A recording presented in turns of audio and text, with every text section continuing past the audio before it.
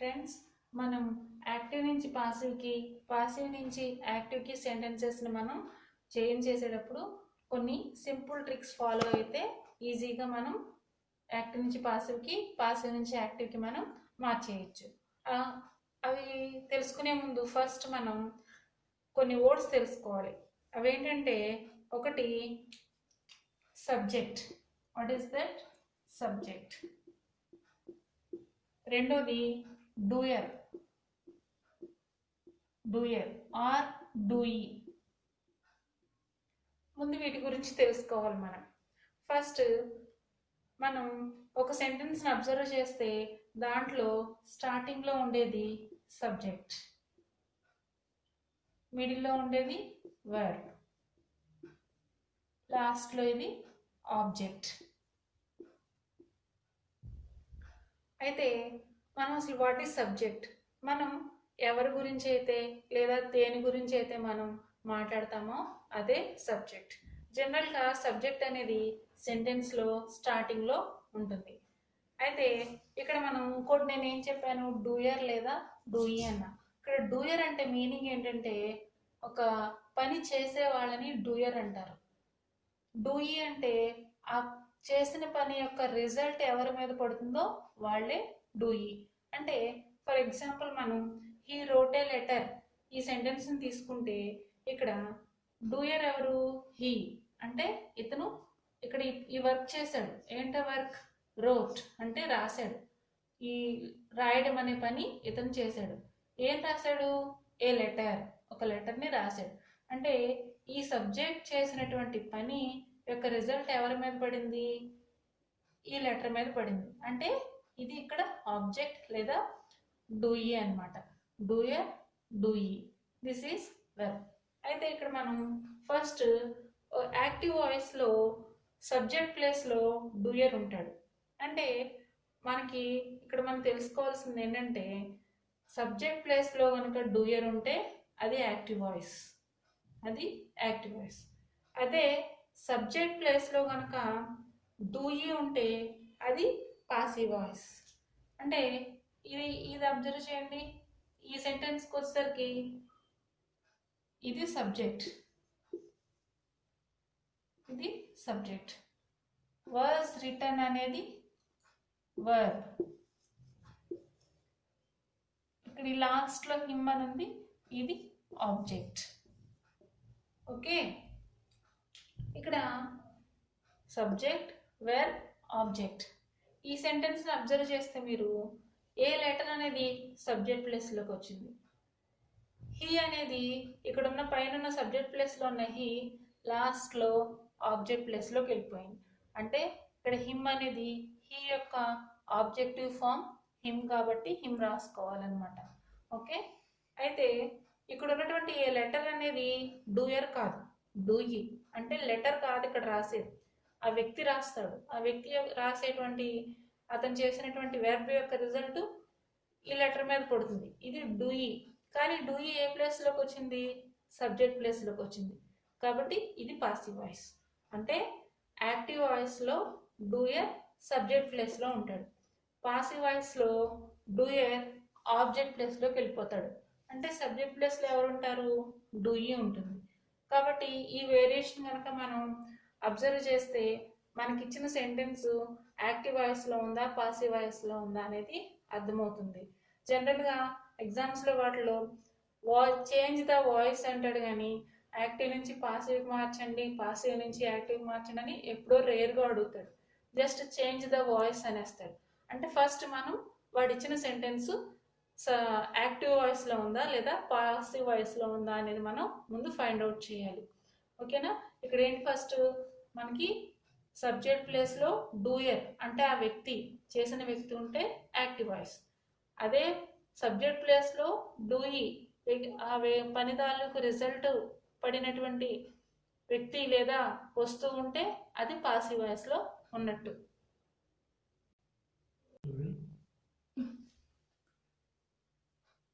ఇంకో let us see one more example.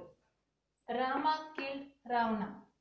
In this sentence, now observe Rama is the subject. killed is the verb. Ravana is the object. Okay. Here ఈ sentence లో Rama killed Ravana అంటే రాముడు ఒక పని చేశాడు. What is that? Killed, చంపడం అనే పని చేశాడు. ఈ చంపడం అనే పని తాలూకు రిజల్ట్ ఎవరి మీద పడింది? రావణ మీద పడింది. కాబట్టి ఆ రిజల్ట్ అనుభవించే వ్యక్తి డూయి, ఆ పని చేసిన వ్యక్తి డూయర్. ఇక్కడ డూయర్ ఏ ప్లేస్ లో ఉన్నాడు? సబ్జెక్ట్ ప్లేస్ లో. కాబట్టి ఇది active voice.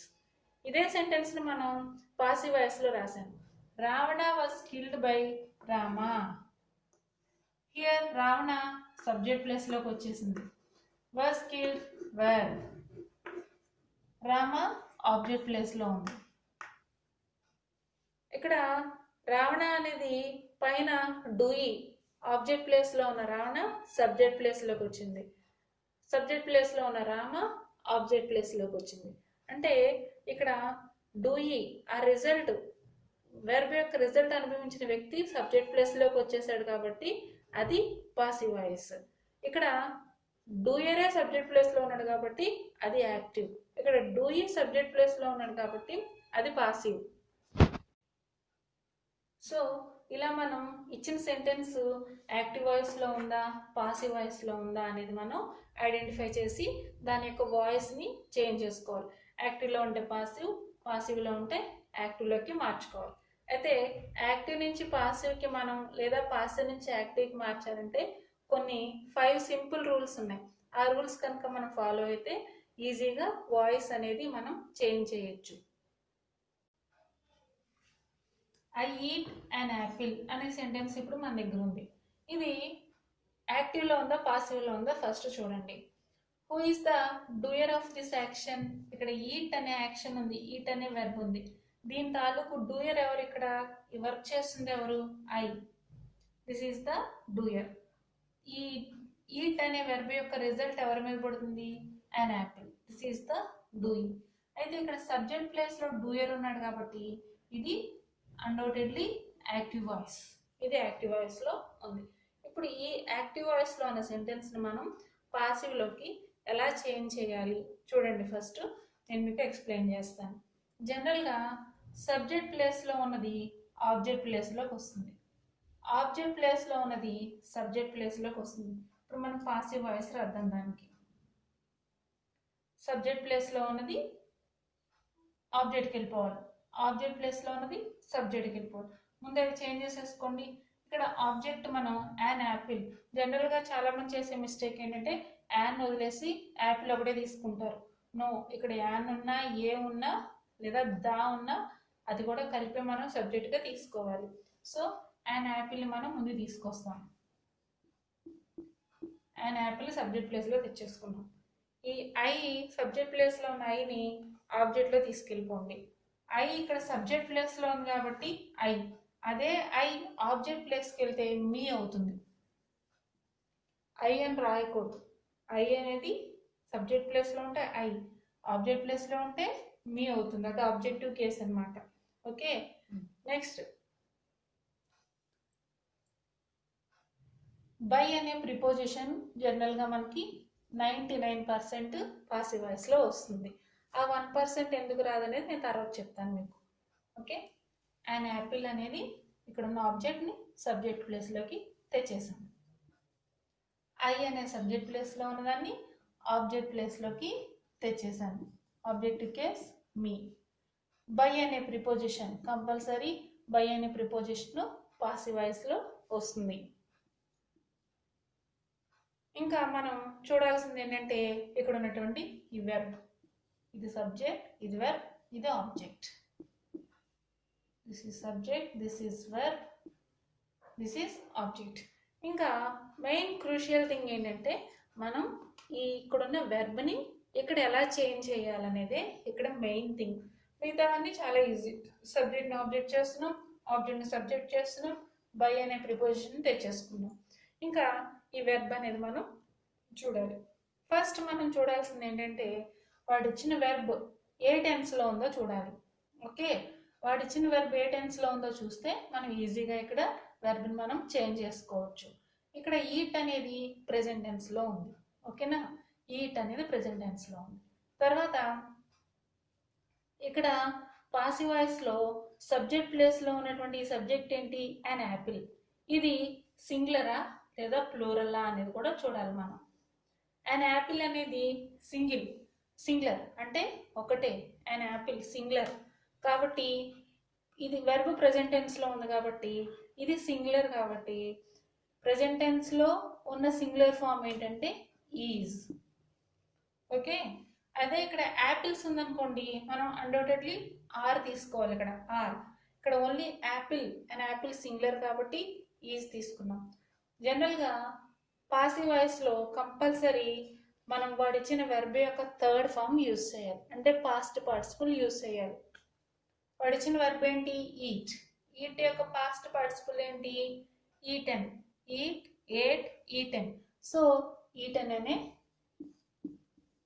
past participle form రాసుకోవాలి. So completed. Now an apple is eaten by me. This is the verb. Okay, జనరల్గా వాడు ఏ వెర్బ్ ఇచ్చినా ఆ వెర్బ్ యొక్క థర్డ్ ఫామే వస్తుంది. ఇక్కడ రైట్ ఉందనుకోండి రిటర్న్, సింగ్ ఉందనుకోండి సంగ్, అలా ఆ వెర్బ్ యొక్క థర్డ్ ఫామే వస్తుంది. కానీ ఇక్కడ ఉన్నటువంటి ఈ యొక్క బీ ఫామ్ మాత్రమే మనం ఎలా మార్చాలి అనేది మనం అబ్జర్వ్ చేసుకోవాలి. ఇక్కడ an యాపిల్ సింగులర్ కాబట్టి ఈజ్ వచ్చింది. అదే యాపిల్స్ అనుకోండి, ఇక్కడ apples are eaten by me, ఇక్కడ ఆర్గా మారిపోతుంది. ఇంకో ఎగ్జాంపుల్ చూడండి. Sita sings songs. Sita is subject, sings is verb, songs object. ఇక్కడ కూడా doer of the action subject ప్లేస్లో ఉంది కాబట్టి ఇది యాక్టివ్ వాయిస్లో ఉంది. సో మనం దీన్ని పాసివ్ వాయిస్లోకి మార్చుదాం. ఈ సబ్జెక్ట్ ప్లేస్లో ఉన్న సీత లాస్ట్కి వెళ్ళిపోవాలి. ఆబ్జెక్ట్ ప్లేస్లో ఉన్న సాంగ్స్ ఫ్రంట్కి వచ్చేస్తుంది. తీసుకోండి సాంగ్స్. ఈ సీతని ఆబ్జెక్ట్ ప్లేస్లోకి తీసుకెళ్ళిపోండి. సీత. ఇక్కడ మనం నౌన్ కాబట్టి ఇది ప్రాపర్ నౌన్ కాబట్టి అదే ప్రాపర్ నౌన్ అక్కడ మనం తీసుకోవాలి. ఇంకా దానికి ప్రొనౌన్ కానీ లేకపోతే ఆబ్జెక్టివ్ కేస్ కానీ ఏమీ ఉండదు. ఇది నేమ్ కాబట్టి నేమ్ యాజ్ ఇట్ ఈస్గా అక్కడ వస్తుంది. సమ్ టైమ్స్ హెర్ కూడా రావచ్చు. అదే సిచ్యువేషన్ బట్టి మనం సెంటెన్స్ రాసుకునేటప్పుడు తెలుస్తుంది. ఆబ్జెక్ట్ ప్లేస్లో ఉన్న సాంగ్స్ సబ్జెక్ట్ ప్లేస్లోకి వచ్చేసింది. సబ్జెక్ట్ ప్లేస్లో ఉన్న సీత ఆబ్జెక్ట్ ప్లేస్లోకి వెళ్ళిపోయింది. నెక్స్ట్ దీని ముందు మనం ఏం పెట్టుకోవాలి? బై అనే ప్రిపోజిషన్ పెట్టుకోవాలి. తర్వాత వాడు ఇచ్చిన వెర్బ్ ఏంటి? సింగ్స్ అంటే సింగ్. దీని యొక్క థర్డ్ ఫామ్ ఏంటి? సింగ్, సాంగ్, సంగ్. పాస్ట్ పార్టిసిపుల్ వచ్చి సంగ్. సో ఇక్కడ వరకు వెరీ క్లియర్ అవునా? నెక్స్ట్ ఇంకా మనం ఇక్కడ రాయాల్సిన ఓన్లీ బీ ఫామ్. ఆ బీ ఫామ్ ఏం రాయాలనేది మనం ఎలా ఆలోచించాలి? ఇక్కడ ఉన్న వెర్బ్ ఏ టెన్స్లో ఉందో చూడండి. అలాగే ఇక్కడ ఉన్నటువంటి ఈ సబ్జెక్ట్ సింగులరా ప్లూరల్లా చూడాలి. ఇది సింగ్స్ అనేది ప్రెజెంట్ టెన్స్ కాబట్టి ఇక్కడ subject plural, songs plural. Present టెన్స్లో ప్లూరల్ ఏంటి? Are. Okay, so completed. Songs are sung by Sita. Songs అనేది సబ్జెక్ట్, ఆర్ సంగ్ అనేది వర్బ్, సీత అనేది object. Okay, is this clear? Okay, she wrote an essay. What is the subject? She. Verb wrote. Object an essay. ఇది who is the doer? She. ఆమె subject ప్లేస్లో ఉంది కాబట్టి active వాయిస్లో ఉంది. మనం పాసివ్ వాయిస్లో రాయాలి. సో యాజ్ ఇట్ ఈస్గా మనం ఆబ్జెక్ట్ ప్లేస్లో ఉంటే ముందు తెచ్చేసుకున్నామా? an essay. ఇక్కడ సబ్జెక్ట్ ప్లేస్లో ఉన్న షీ ఆబ్జెక్ట్ ప్లేస్లోకి వెళ్ళిపోవాలి. షీ సబ్జెక్ట్ ప్లేస్లో ఉంది కాబట్టి షీ అని రాసాం. అదే ఆబ్జెక్ట్ ప్లేస్లోకి వెళ్తే హెయిర్ అవుతుంది. నెక్స్ట్ దాని ముందు బై అనే ప్రిపోజిషన్ రాసేసుకుంటాం. అలాగే వాడు ఇచ్చిన వెర్బ్ యొక్క థర్డ్ ఫామ్ ఏంటి? ఇది రోట్. రైట్, రోట్, రిటర్న్ కాబట్టి ఇక్కడ రిటర్న్ రాసేస్తాం. ఇంకా నెక్స్ట్ బీ ఫామ్ ఏంటో చూడండి. బీ ఫామ్ చూడాలంటే నేను మీకు చెప్పాను కదా, ఇది ఏ టెన్స్లో ఉందో చూడాలి, ఇక్కడ ఏం నెంబరో చూడాలి. ఇదేమో wrote పాస్ట్ టెన్స్, ఇక్కడ an essay singular. Past tense లో సింగులర్ ఏంటి? was. పాస్ట్ టెన్స్ లో సింగులర్ was. అదే ఇక్కడ ప్లూరల్ అనుకోండి, ఇక్కడ వర్ రాస్తున్నాం మనం. సో ఇది an essay సింగులరే కాబట్టి an essay was written by her. ఇది subject, was written, where her is object. Okay, like that we can change from active to passive very easy. And మనకి మొత్తం 12 టెన్సెస్ ఉంటాయి. ఈ 12 టెన్సెస్ లో కూడా only 8 tenses మాత్రమే మనం యాక్టివ్ నుంచి పాసివ్ మారుస్తాం. మిగతా 4 టెన్సెస్ కి పాసివ్ వాయిస్ అనేది ఉండదు. అవి నేను మీకు నెక్స్ట్ వీడియోలో చెప్తాను. Please subscribe if you like this.